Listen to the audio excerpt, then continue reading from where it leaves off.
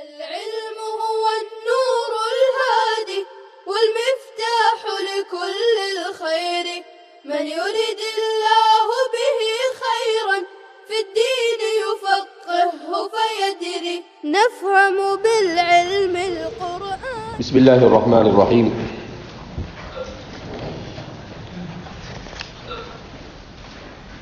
علم تفسیر کے سلسلے میں کہ علم تفسیر کے تاریخی مراحل اور اس کے ادوار کیا ہے اسے ذکر کیا گیا۔ اب بیان کیا جاتا ہے علم تفسیر کی قسمیں۔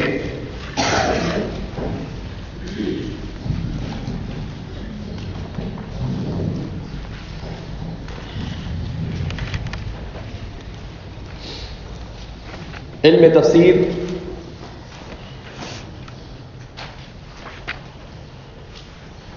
علوم اسلامیہ کے باب میں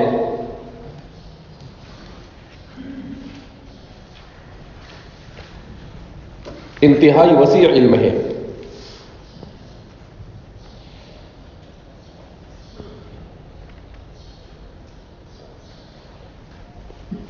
لہذا قرن ثالث سے لے کر تیسری صدی ہجری سے لے کر اب تک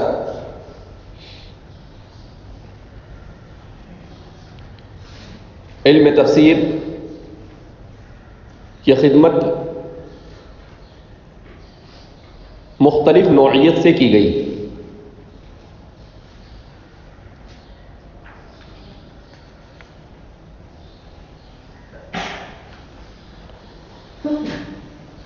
جسے ماہرین علم تفسیر نے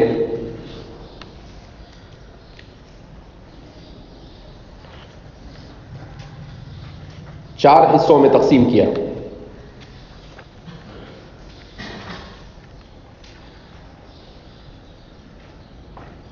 نمبر 1 التفسیر التحلیلی۔ التفسیر التحلیلی۔ نمبر 2 التفسیر الاجمالی۔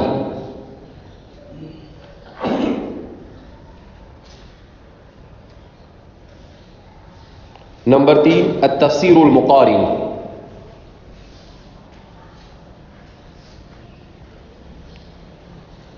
اور نمبر 4 التفسیر الموضوعی۔ التفسیر الموضوعی۔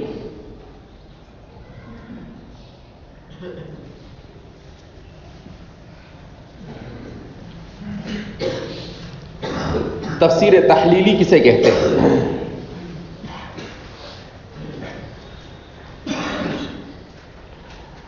تفسیر تحلیلی تفسیر کے اس انداز اور اسلوب کو کہا جاتا ہے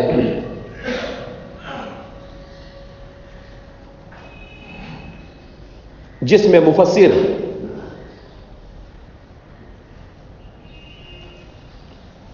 قرآن کریم کی ترتیب مصحفی کے اعتبار سے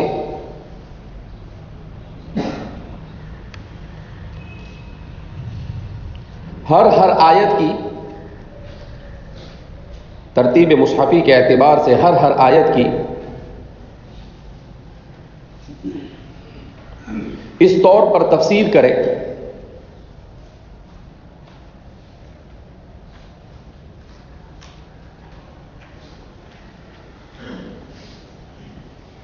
کہ عربیت اور علوم اسلامیہ کے اعتبار سے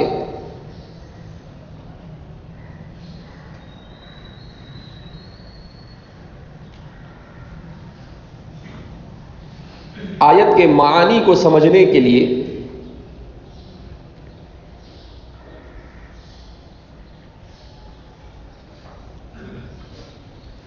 جتنی بھی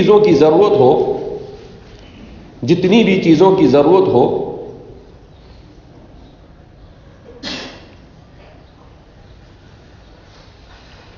ان سب کو یا ان میں سے اکثر کو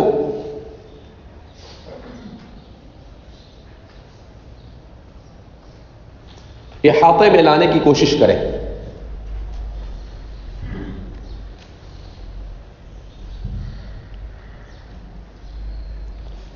مثلا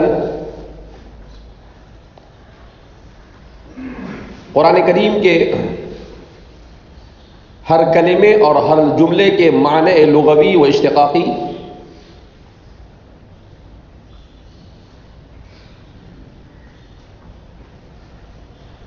اس میں پایا جانے والا فروق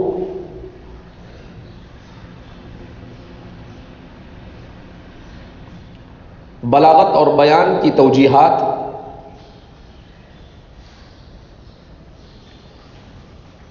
اسباب نزول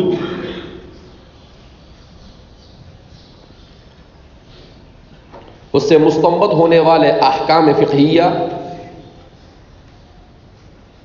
اس سے مستنبط ہونے والے احکام فقہیہ اور دیگر علمی و تفسیری فوائد.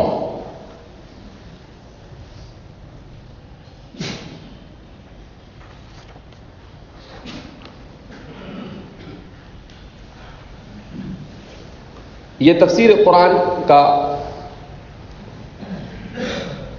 سب سے قدیم طریقہ رہا ہے.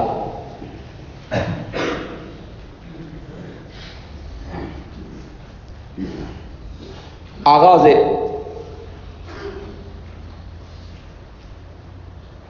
دور تدوین میں اسی اسلوب کو اختیار کیا گیا.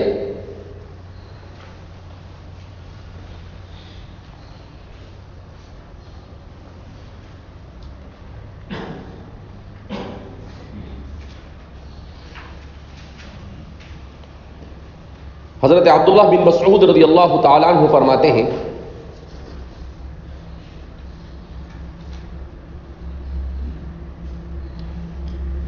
كان الرجل منا إذا تعلم 10 آيات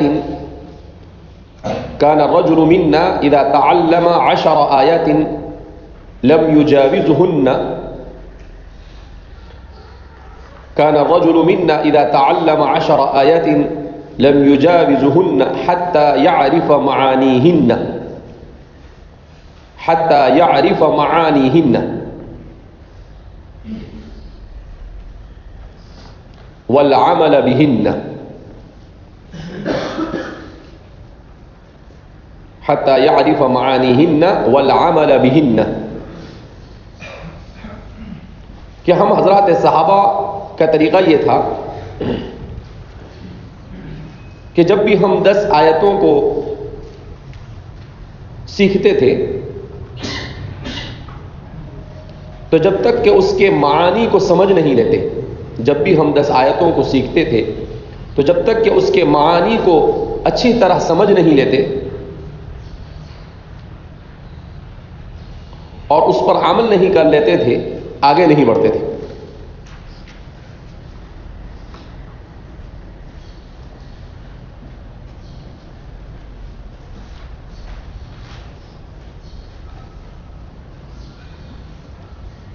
گویا کہ دور نبوی ہی سے یہ طریقہ عملی طور پر رائج رہا. گویا کہ دور نبوی ہی سے یہ طریقہ عملی طور پر رائج رہا.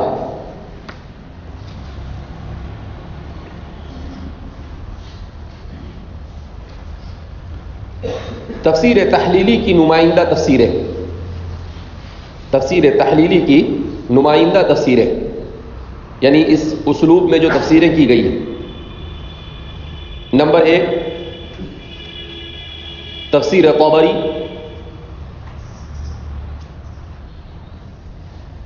نمبر 2 تفسیر خازن،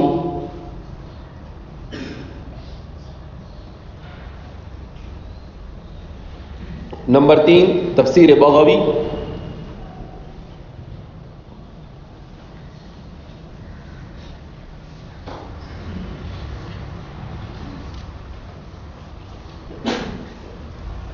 نمبر 3 تفسیر ابن کثیر، نمبر 4 تفسیر ابن کثیر وغیرہ.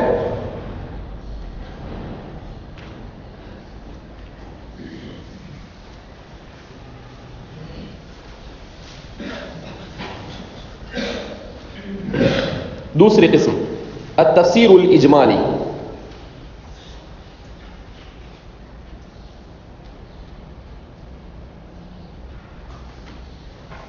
یہ تفسیر کا وہ اسلوب ہے، یہ تفسیر کا وہ اسلوب ہے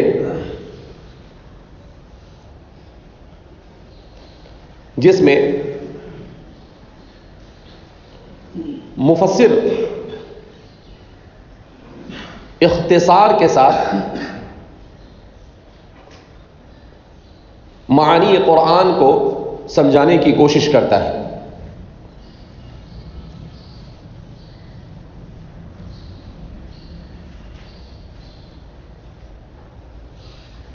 اور بہت زیادہ تفصیل سے اجتناب کرتا ہے.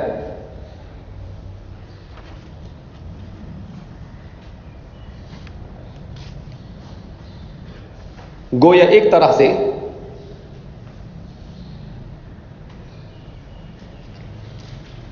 وہ قرآن کریم کا آسان اور معنوی ترجمہ ہوتا ہے. گویا ایک طرح سے وہ قرآن کریم کا آسان معنوی ترجمہ یا ترجمانی ہوتی ہے.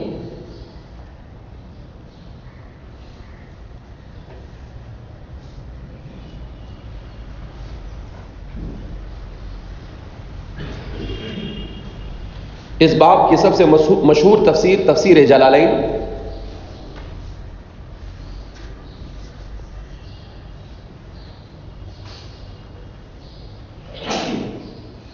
اور عصر حاضر میں لکھی گئی تفسیروں میں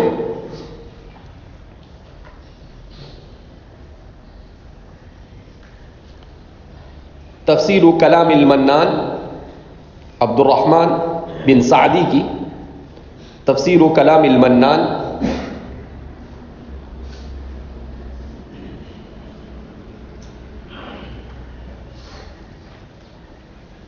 اسی طریقے سے صفوت البیان حسنین مخلوف کی، صفوت البیان حسنین مخلوف کی،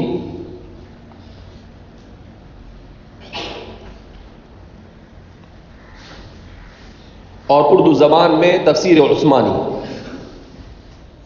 اردو زبان میں تفسیر عثمانی، شیخ الاسلام علامہ شبیر احمد عثمانی کی تفسیر.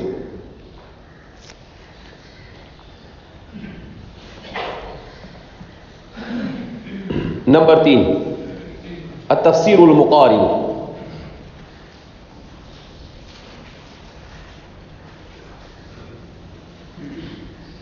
تفسیر مقارن تفسیر کے اس اسلوب کو کہا جاتا ہے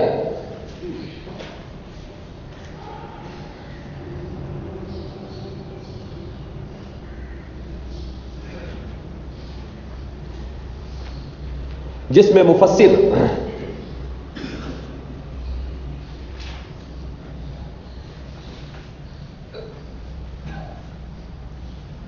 آیات قرآنیہ کی تفسیر کے دوران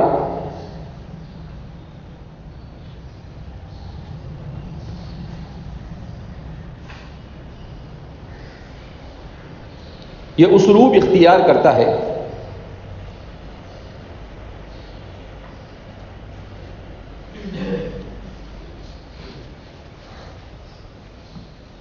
کہ ان آیات کی تفسیر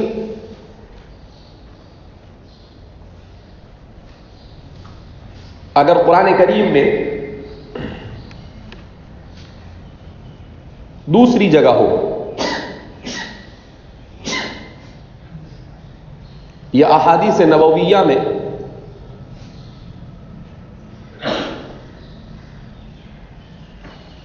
یا اقوال صحابہ میں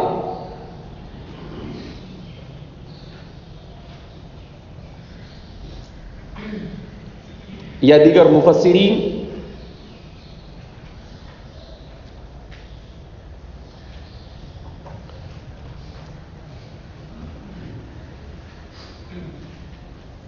کہ اس سلسلے میں جو آرا ہو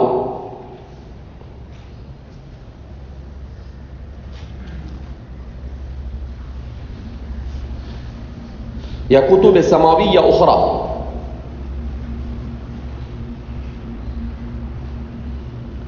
میں اس سے ملتی جلتی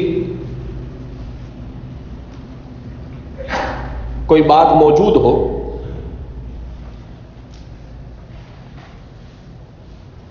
تو ان سب کے درمیان مقارنہ اور تقابل کرتا ہے. ان سب کے درمیان مقارنہ اور تقابل کرتا ہے.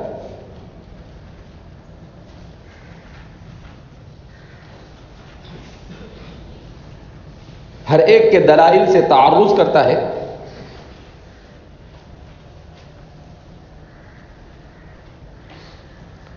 اور قول راجح کی تائید کر کر مرجوح کی وجہ مرجوحیت کو ذکر کرتا ہے. قول راجح کی تعیین کر کر مرجوح کی وجہ مرجوحیت کو ذکر کرتا ہے.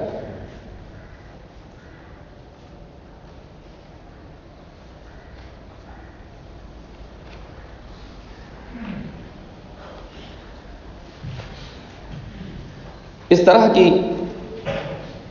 متعدد تفسیریں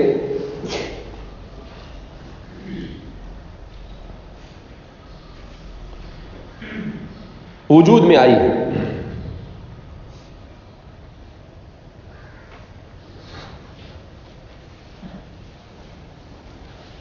خاص طور پر ہمارے اس آخری دور میں اس پر زیادہ کام ہوا ہے.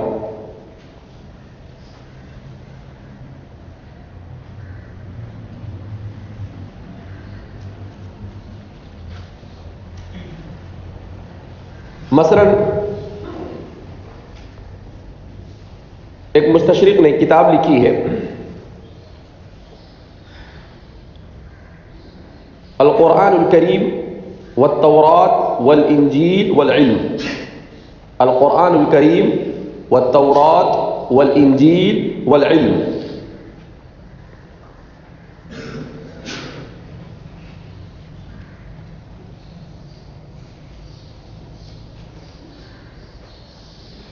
یعنی قرآن، تورات، انجیل اور علم جدید سائنس، یا یوں کہہ سکتے ہیں قرآن کریم، تورات، انجیل اور سائنس.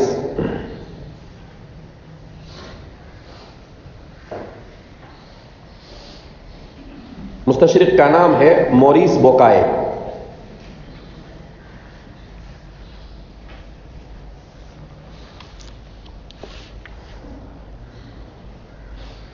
اسی طرح سے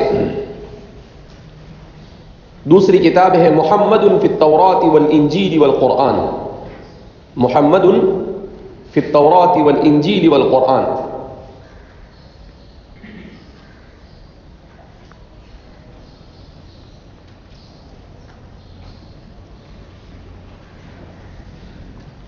استاد ابراہیم خلیل کی.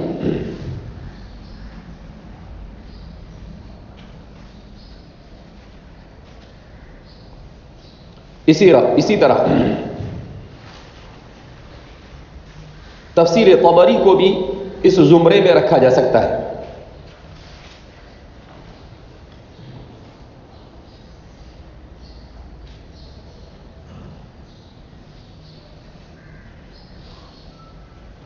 اور متأخرین میں ان دونوں قسم کی سب سے بہترین ترجمان تفسیر آلوسی.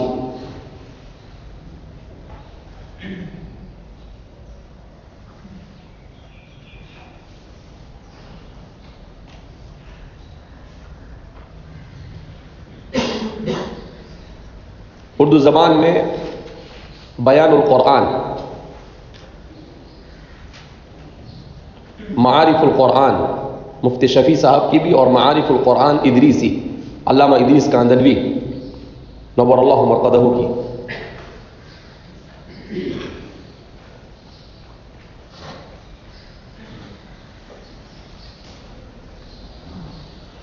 چوتھی قسم التفسیر الموضوعی.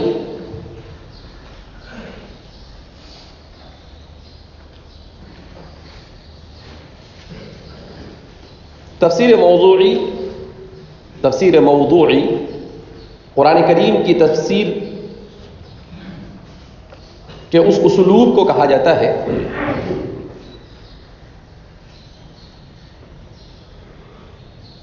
جس میں مفسر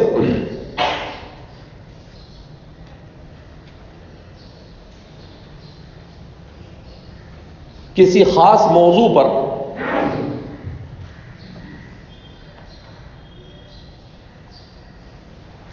قرآن کریم کی جتنی آیتیں ہو سکتی ہے انہیں یکجا کر ان کی تفسیر کریں.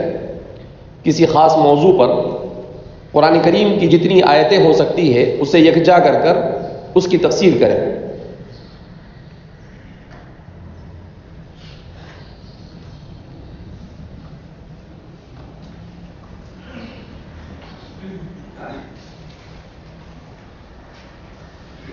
چودہویں صدی ہجری میں مستقل طور پر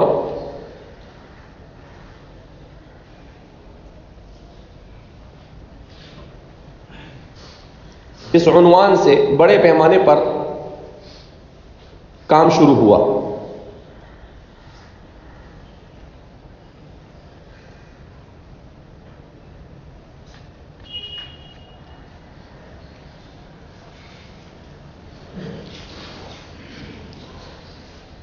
اس کی مختلف قسمیں ہیں.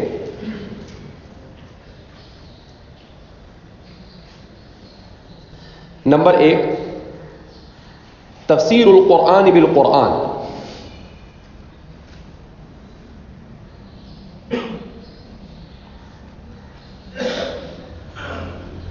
یعنی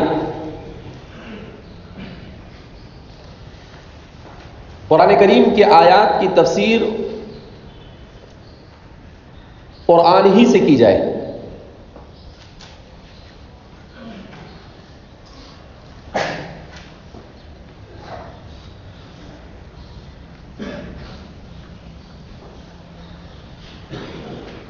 اس باب کی سب سے بہترین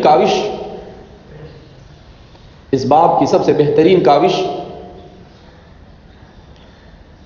تفسیر اضواء البیان فی تفسیر القرآن بالقرآن، اضواء البیان فی تفسیر القرآن بالقرآن.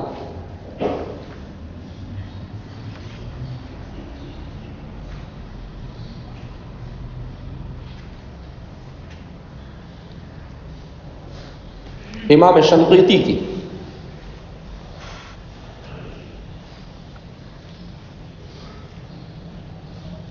دس جلدوں میں ہے. یہ قرآن کریم کی تفسیر کا بڑا حیرت انگیز کارنامہ ہے.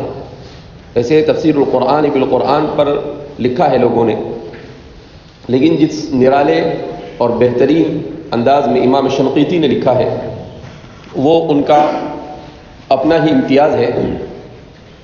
قرآن کریم کی تفسیر کو قرآن سے کیا ہے. اس کے باوجود کتنی جلدیں ہیں؟ 10 جلدیں. اس کے باوجود کتنی جلدیں ہیں؟ 10 جلدیں ہیں. یعنی اس سے اندازہ ہو سکتا ہے کہ قرآن نے خود اپنی تفسیر اپنے سے کس طرح سے کی. جو قرآن کریم ایک جلد میں ہے اسی قرآن کریم کو قرآن ہی سے تفسیر کیا تو کتنے جلدوں میں ہو جاتا ہے؟ 10 جلدوں میں. تو اس لیے قرآن کریم کی تفسیر کا بالکل نرالا وہ انداز ہے امام شنقیطی کا. امام شنقیطی یہ شنقیط علاقے کا نام ہے. آج عصر حاضر میں عربوں میں علمی اعتبار سے سب سے مضبوط لوگ ہوتے ہیں. اللہ رب العزت نے ان کو بلا کا حافظہ دیا ہوتا ہے. میں خود ابھی ایک سال پہلے گزشتہ دسمبر کے مہینے میں مدینہ منورہ میں تھا تو شیخ حامد اکرم اور شیخ عامر بہجت، شیخ احمد عاشور وغیرہ انہوں نے کہا کہ آج ہم ایک شنقیطی عالم ہیں مدینہ میں، ان سے ملنے جا رہے ہیں اجازہ کے لیے. تو اگر آپ کے پاس وقت ہو تو آپ بھی چلیے. میں نے کہا بالکل، مدینہ میں آئے ہیں اور ایسے موقع کو چھوڑنا بھی نہیں چاہیے. تو ہم ان کے ساتھ گئے. تو مدینہ سے بالکل آخر میں جہاں مدینہ ختم ہوتا تھا، وہاں پر ایک علاقے میں ہم داخل ہوئے جو بالکل جھوپڑ پٹی کا علاقہ تھا، کچے پکے بالکل کچے مکانات تھے جیسے ہمارے یہاں پر ہوتے ہیں۔ وہاں پر ایک گھر میں داخل ہوئے ہم، تو شیخ بڑی عمر کے ہیں، تو ان کے آنے میں تھوڑی دیر لگی، وہاں تک کہ ان کے بیٹے ہمارے ساتھ بیٹھے، تو ان کے ساتھ ہم بات کرنے لگے۔ تو ایسے ہی وہ دکھنے میں بالکل ایسا لگتا تھا جیسے کچھ آتا جاتا نہیں ہوگا۔ ہم نے ان سے بات شروع کی، تو کوئی بھی بات بولو، ان کو کوئی بھی موضوع چھیڑو، اس پہ 25-30 اشعار ایسے پڑھ دیتے تھے عربی کے۔ اس کے بعد کسی بھی موضوع پہ سوال کرو تو ان کی گاڑی جو چلتی تھی بڑی مشکل سے بریک لگوانا پڑتی تھی ان کے پاس۔ تو ہم سب ایک دوسرے کا منہ دیکھنے لگے کہ یار یہ تو عجیب و غریب انسان ہے۔ کہنے لگے کہ ان کا یہ حال ہے تو بڈھے میاں کیسے ہوں گے۔ اس کے بعد 20-25 منٹ کے بعد، آدھے گھنٹے کے بعد وہ شیخ آئے، ان کے ساتھ بیٹھے، اور پھر 1 گھنٹے کی ان کے ساتھ مجلس ہوئی۔ اللہ اکبر، ایسا حافظہ ان کا، کوئی بھی سوال کرو 10-20 کتاب کے صفحات کے صفحات پڑھ دیتے تھے۔ کوئی بھی سوال کرو انہیں، حدیث کے باب میں، فقہ کے باب میں، تفسیر کے باب میں، بس سوال آپ کا سوال پورا نہیں ہوا کہ ان کا جواب شروع ہو جاتا، اور ایسا جواب چلتا تھا۔ تو عجیب و غریب، پھر بہت ساری چیزیں ہم نے ان سے پوچھی، اور اس کے بعد ان سے پوچھا آپ نے کن سے علم حاصل کیا، تو وہ امام شنقیطی جن کا ہم اضواء البیان کے مصنف ہے ان کے تلامذہ میں سے۔ اس کے بعد شناقطہ کے طریقے کے بارے میں ہم نے ان سے پوچھا کہ آپ حضرات کو یہ نصوص اتنے کیوں یاد ہوتے ہیں؟ تو انہوں نے کہا کہ سیاہ ستہ کو منہ پر یاد کرنا یہ ہمارے یہاں پر عام ہے۔ قرآن کریم کے حفظ کے بعد جب تک کہ سیاہ ستہ مکمل یاد نہ کر لے وہاں تک کہ اس کو حافظ بھی نہیں کہتے۔ یعنی حدیث کی جو 6 کتابیں آپ پڑھ رہے ہیں ابھی، بخاری ہے، مسلم ہے، ابو داؤد ہے، ترمذی ہے، نسائی ہے اور ابن ماجہ ہے، کہا اس کو جب تک کہ مکمل حفظ نہ کر لے وہاں تک کہ اس کا حافظ میں شمار بھی نہیں ہوتا ہے۔ اور کہا کہ بڑی تعداد میں لوگ وہ ہوتے ہیں کہ سیاہ ستہ تو عام، یعنی ہر طالب علم کو یاد ہوتی ہے منہ پر سند کے ساتھ، اس کے علاوہ بھی فقہ کے 8-10 متن یاد ہوتے ہیں منہ پر، تفسیر کی کتابیں منہ پر۔ تو کہا کہ منہ زبانی یاد کرنا یہ ہمارے یہاں پر عام ہے، جب تک کہ منہ پر کوئی چیز حافظے کے ساتھ یاد نہ کرو، حفظ نہ کرو آپ وہاں تک، تو کہا کہ وہاں تک کہ اس کو عالم مانتے ہی نہیں۔ کہا یہ ہمارے یہاں عورتوں کو بھی سیاہ ستہ یاد ہوتی ہے۔ کیا کہنے لگے وہ؟ ہمارے یہاں پر عورتوں کو بھی سیاہ ستہ یاد ہوتی ہے، بالکل افلاس اور غربت میں زندگی گزارتے ہیں۔ تو ہم نے کہا کہ بھائی اللہ رب العزت اپنے دین کی کیسے کیسے حفاظت فرماتے ہیں۔ حالانکہ وہ فرماتے ہیں شیخ کہ ہمارے یہاں پر ابھی بھی بیل گاڑیاں چلتی ہیں، ہمارے یہاں پر ابھی بھی سفر کے لیے زیادہ تر کس کا استعمال ہوتا ہے؟ بیل گاڑیوں کا استعمال ہوتا ہے۔ میں نے کہا اسی لیے یاد کر رہے ہیں کہ ابھی موبائل پہنچا نہیں تمہارے پاس۔ تو کہا کہ دنیا کے مختلف خطوں سے، پھر ہم نے ان سے بات بھی کی، اور شیخ عامر بہجت سے بھی ہماری بات بھی کہ بھائی ایک مرتبہ ہم شنقیط جائیں گے، اور یہ کیسے یاد کرتے ہیں اتنی ساری کتابیں، منہ پہ یہ دیکھنا چاہیے اور ان کے طریقے کو اختیار کرنا چاہیے۔ کچھ ہمارے یہاں کے ایسے طلباء جن کا حافظہ مضبوط ہو ان کو وہاں پر بھیجنا چاہیے اور ایک تجربہ کرنا چاہیے۔ تو ہم لوگوں نے وہ سوچ کر رکھا تھا، اور پھر اس کے بعد یہ بیماری آ گئی، سب چیزیں بند ہو گئی۔ لیکن بہرحال ہم نے ارادہ کیا ہے کہ ایک مرتبہ جائیں گے شنقیط، اور شنقیط جانے کے بعد ان کے اسلوب اور طریقے کو معلوم کر کر اس سے جتنا ہو سکتا ہے استفادہ کرنے کی کوشش کریں گے۔ تو یہ تفسیر القرآن بالقرآن کے باب میں، وہ تفسیر القرآن بالقرآن واقعتاً اضواء البیان اتنی حیرت انگیز قرآن کریم کی ایک آیت ایسا ذکر کرتے ہیں، اور پھر اس کے بعد 100-150 آیتیں لا کر رکھ دیتے ہیں۔ کہا کہ اس کی تفسیر قرآن کریم کی آیتوں کے اندر میں، آدمی اس کو لیتا ہے ہاتھ میں، اگر اس کو دلچسپی ہو تو وہ اسے چھوڑتا ہی نہیں۔ تفسیر و آیات الاحکام دوسری قسم،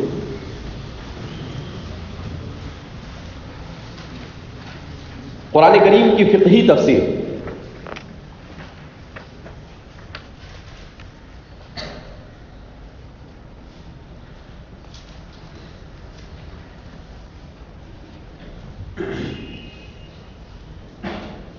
یعنی آیات قرآنیہ سے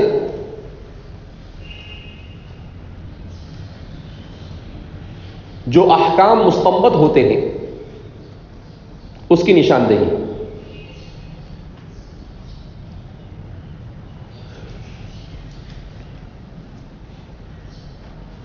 اس باب میں مشہور تفاسیر یہ ہے. الجامع لاحکام القرآن للقرطبی، امام قرطبی کی مشہور کتاب ہے جو تفسیر قرطبی سے مشہور ہے. الجامع لاحکام القرآن للقرطبی.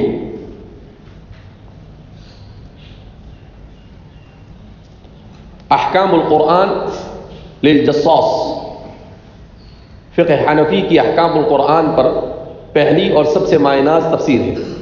احکام القرآن للامام الجصاص.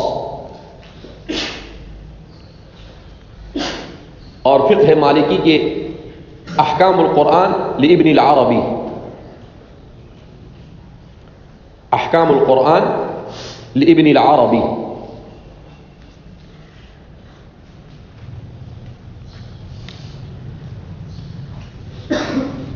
نمبر 3 الاشباہ والنظائر.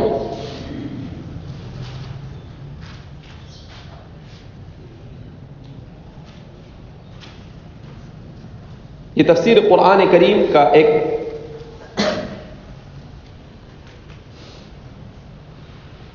نرالا انداز ہے.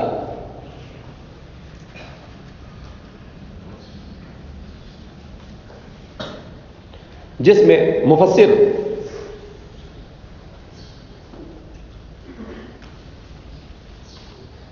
قرآن کریم کے ہر کلمے کے بارے میں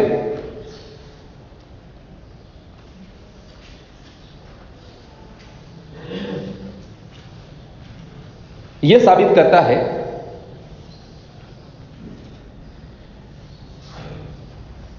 کہ اس کلمے کو قرآن کریم میں کتنے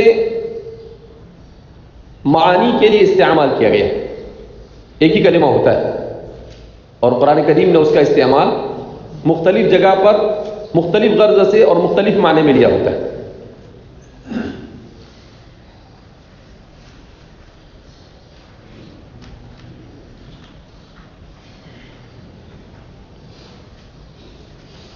اس باب کی مشہور کتابوں میں الاشباہ والنظائر فی القرآن، الاشباہ والنظائر فی القرآن مقاتل بن سلیمان کی.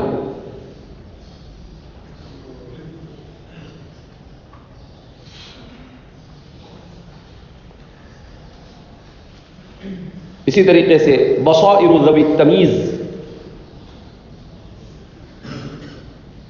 علامہ فیروز آبادی کی بصائر ذوی التمیز.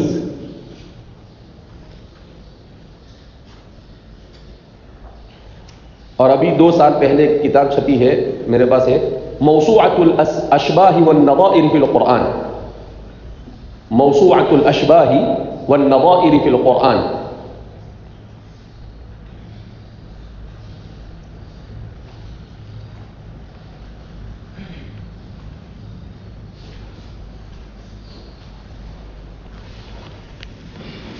یہ 14ویں صدی سے قرآن کریم کے اوپر مختلف انداز میں بڑے حیرت انگیز کام ہوئے. چونکہ مجھے تفسیر قرآن کریم سے خاص طور پر دلچسپی رہی ہے، لہذا اس موضوع پر جو بھی نئے کام ہوتے ہیں تو میں اسے جاننے کی کوشش کرتا ہوں، اس موضوع پر کتابوں کو جمع کرنے کی کوشش کرتا ہوں. تو انشاءاللہ کچھ چیزیں اور اس سلسلے میں ہے تو میں آئندہ کل اسے بھی دکھاؤں گا تاکہ جدید دور میں قرآن کریم کو سمجھنے اور سمجھانے کا طریقہ ہمیں معلوم ہو. کیونکہ قرآن کریم کتاب حی، قرآن کریم ایک زندہ کتاب ہے. قرآن کریم یہ نہیں کہ آپ اس کو صرف اس کے معنی سمجھ کر نہیں، قرآن کریم کو آپ کو لوگوں کو مؤثر انداز میں سمجھانا پڑے گا. ہمارے یہاں پر سب سے بڑی بیماری یہی ہے کہ ہم قرآن کو مؤثر انداز میں نہیں سمجھاتے. جب ہم قرآن کو مؤثر انداز میں نہیں سمجھاتے ہیں تو پھر نااہل لوگ قرآن کریم کو مؤثر انداز میں سمجھانا شروع کرتے ہیں اور لوگ انہی سے متاثر ہو جاتے ہیں. جیسے مودودی صاحب ہے، وحید الدین خان ہے، اسی طریقے سے جاوید غامدی ہے. تو یہ لوگ کیا ہے، سامنے والا جس انداز میں قرآن کو سمجھنا چاہ رہا ہے اس انداز میں قرآن کو سمجھاتے ہیں تو لوگ ان کی طرف مائل ہو جاتے ہیں، خاص طور پر پڑھا لکھا طبقہ۔ اب ظاہر سی بات ہے عصری تعلیم کے حصول کا مزاج عام ہوتا چلا جا رہا ہے، تو اس لیے ہمیں بھی اس انداز میں کیا کرنی چاہیے، تیاری کرنی چاہیے کہ کس انداز میں، مؤثر انداز میں قرآن کریم کے پیغام کو انسانوں تک پہنچایا جا سکتا ہے۔ تو اس لیے اس باب کی اور کچھ چیزیں میرے ذہن میں ہے جو میں انشاءاللہ آئندہ کل بتاؤں گا۔ تو اس لیے قرآن کریم اس نیت سے ہمیں تفسیر کو پڑھنا ہے کہ اللہ کے اس آفاقی پیغام کو مؤثر انداز میں انسانوں تک پہنچانا ہے۔ ایسے ہی قرآن کریم کو سرسری پڑھنا، اس کے معنی کو پڑھ لینا، بیضاوی کو ایسے ہی پڑھ لینا، اس کی لغوی تحقیق اور اس کے پیچھے اتنا وقت کھپانا کہ اس کا اصل مقصود کیا ہو جائے، فوت ہو جائے۔ میں سمجھتا ہوں کہ اب زیادہ ضرورت اس بات کی ہے کہ مؤثر انداز میں قرآن کریم کا پیغام کس طریقے سے لوگوں تک پہنچایا جائے۔ تو اس باب میں اردو زبان میں بھی کچھ کام ہوئے ہیں جو اچھے لوگوں نے کام کیے ہیں، کچھ کام ایسے ہوئے ہیں کہ جسے بچ بچ کر ہمیں پڑھنا چاہیے، لیکن پڑھنا چاہیے، بچ بچ کر پڑھنا چاہیے۔ کن چیزوں سے بچنا چاہیے، اس سے ہم متنبہ ہو جائیں اور پھر اس کے بعد اس سے استفادہ کریں۔ تو اس انداز میں قرآن کریم، ہم نے ابھی قرآن کریم کے تفسیر بیان القرآن پر بھی ایک پروجیکٹ شروع کیا ہے، کام شروع کیا ہے، انشاءاللہ بہت اچھے پیمانے پر وہ کام ہو رہا ہے کہ حضرت تھانوی رحمۃ اللہ علیہ کی اس ماء ناز تفسیر کو عصری اسلوب میں کیسے پیش کیا جائے، اس طرح سے کیسے پیش کیا جائے کہ لوگ دوسری گمراہ لوگوں کی تفسیر کی طرف رجوع کرنے کے بجائے اس کتاب کی طرف اور اس اہل سنت والجماعت کی اہم ترین کتاب کی طرف کیسے رجوع کریں۔ تو اس پر ہم لوگوں نے کام شروع کیا ہے، تو انشاءاللہ اس باب کی اور بھی کچھ چیزیں آپ کے سامنے کل پیش کی جائیں گی۔